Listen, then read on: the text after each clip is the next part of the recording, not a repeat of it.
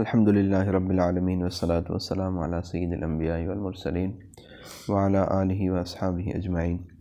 میں مولوی صدیق اکبر، YouTube channel اسرا T V سے۔ بسم اللہ الرحمن الرحیم۔ حضرت میر محمد نعمان قدس اللہ سرہ العزیز، آپ کو حضرت مجدد صاحب کے خلفاء میں سب سے اعلیٰ اور ارفع مانا جاتا ہے۔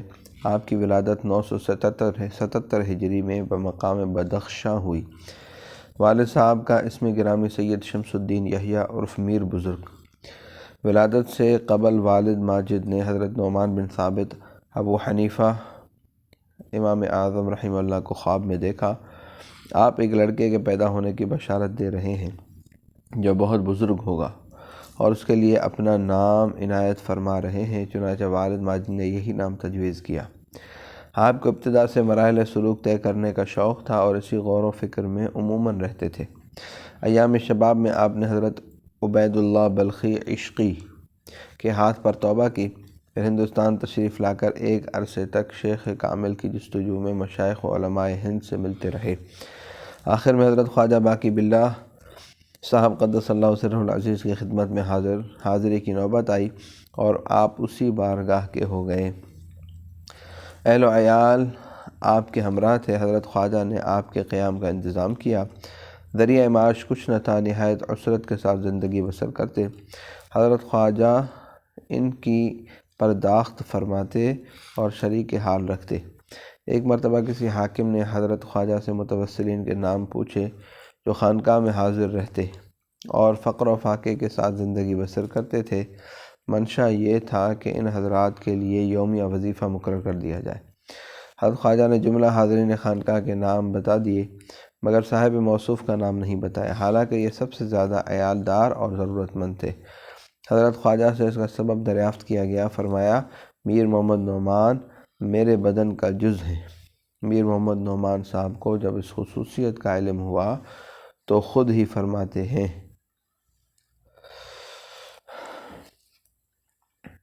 حضرت میر صاحب عسرت و تنگ دستی کے باوجود ہمیشہ مسرور و فرحان رہتے۔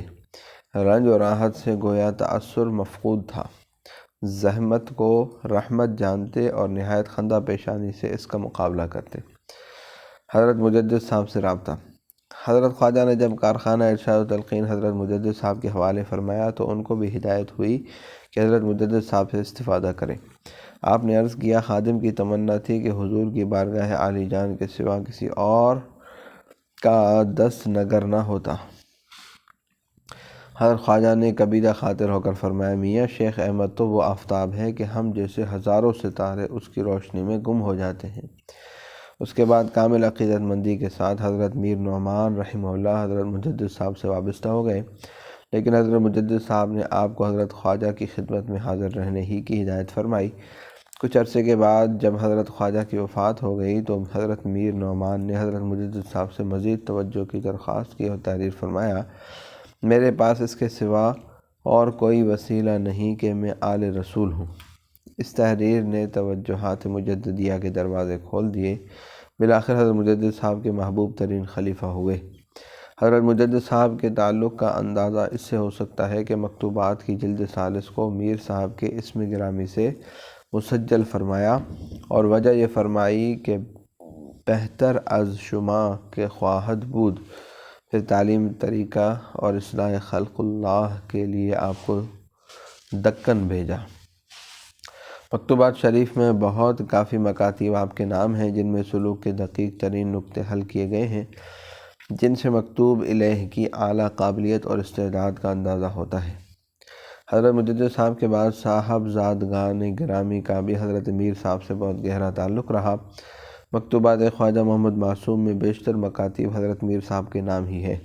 حضرت میر صاحب کے ظرف عالی اور شوق کامل کا اندازہ اس سے ہو سکتا ہے کہ آپ فرماتے ہیں، ایک مرتبہ مجھ کو ایک مقام کے حاصل ہونے کی آرزو تھی، اسی اثناء میں رات کے وقت برہان پور کی جامع مسجد میں چبوترے کے اوپر سے گر پڑا اور ہاتھ ٹوٹ گیا۔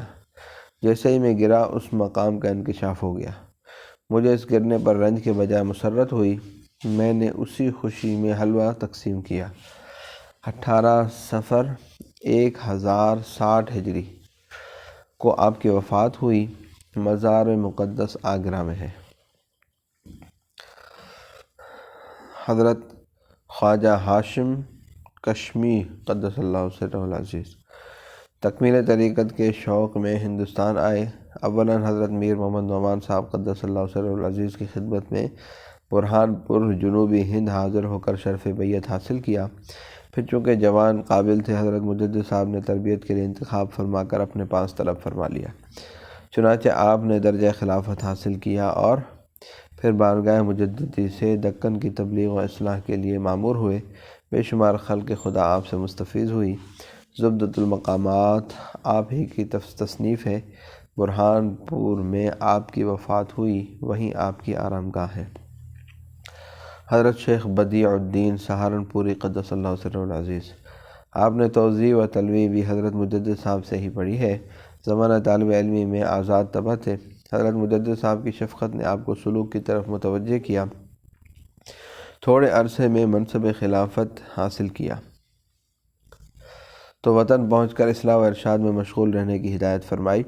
پھر آگرہ پہنچ کر اصلاح و تبلیغ کا حکم ہوا۔ وہاں آپ نے لشکریوں کی بھی اصلاح فرمائی، لیکن کچھ کج طبع لوگوں نے اغراض مشؤونہ کے باعث حضرت پر ناجائز نکتہ چینیاں کر کے فتنہ کھڑا کر دیا۔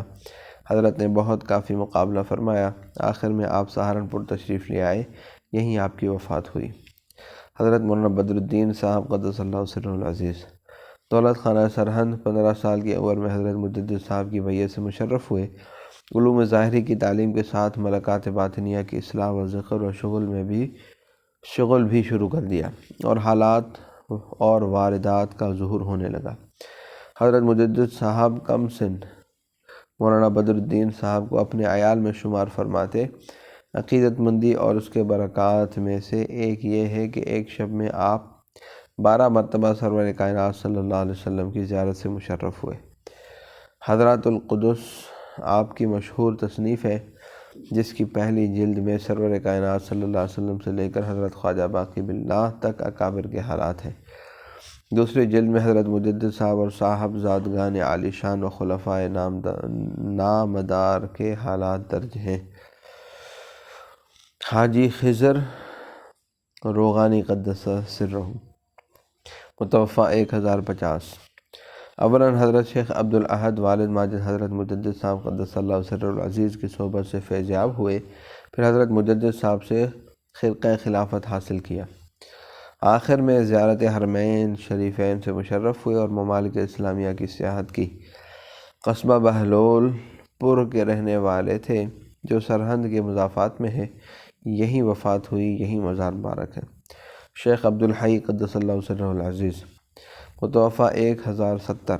خلفائے حضرت مجدد صاحب قدس اللہ سرہ العزیز میں ہیں ذوق و شوق و جذب و استغراق اتباع سنت اور پابندی شریعت میں بے نظیر تھے۔ کرامات میں مشہور مکتوبات شریف کے ایک حصے کو جمع کرنے کا شرف حاصل کیا۔ مولانا عبدالواحد لاہوری قدس اللہ سرہ العزیز کثیر المراقبہ، کثیر العبادات اور کثیر العلم تھے۔ حضرت خواجہ باقی باللہ کے ارشاد سے حضرت مجدد صاحب کی خدمت میں حاضر ہو کر تربیت حاصل کی۔ بعد تکمیل لاہور میں قیام فرما کر لوگوں کو اپنے علم و فضل سے فیض پہنچایا۔ نماز کے عاشق تھے اور سنت و شریعت کے اجرا میں کمال سرگرم۔ نماز میں ایک مرتبہ ایسا ذوق ہوا کہ حضرت مولانا محمد ہاشم صاحب کشمی سے دریافت کیا، جنت میں نماز ہوگی؟ انہوں نے فرمایا، جنت دارالعمل نہیں دارالجزا ہے، اس لیے وہاں نماز کہاں؟ آپ نے سرد آہ کھینچی اور فرمایا، بغیر نماز وہاں کیا لطف آئے گا؟ اس مولویانہ اور صوفیانہ زندگی کے ساتھ کسب حلال کا سلسلہ بلند پیمانے پر جاری تھا۔ تجارت کاروبار کرتے تھے۔ ایک مرتبہ مال تجارت لے کر بخارا تشریف لے گئے۔ کسی مسجد میں نماز عشاء کے بعد نوافل میں مشغول ہو گئے۔ خادم مسجد نے کہا، مسجد کا دروازہ بند ہونے والا ہے، نفل گھر جا کر پڑھو۔ آپ تشریف لے آئے۔ رات کو حضرت خواجہ نے خادم مسجد کو تنبیہ فرمائی کہ وہ ہندی سوداگر درویش صفت ہمارا دوست ہے، اس سے جا کر معذرت کرو۔ چنانچہ وہ دوڑ آیا اور معذرت چاہی۔ مکاتیب شریف میں چند مکاتیب آپ کے نام ہیں۔ وصلی اللہ تعالی علی حبیب سیدنا محمد وعلی آلہ و اصحابہ اجمعین برحمتک یا ارحم الراحمین.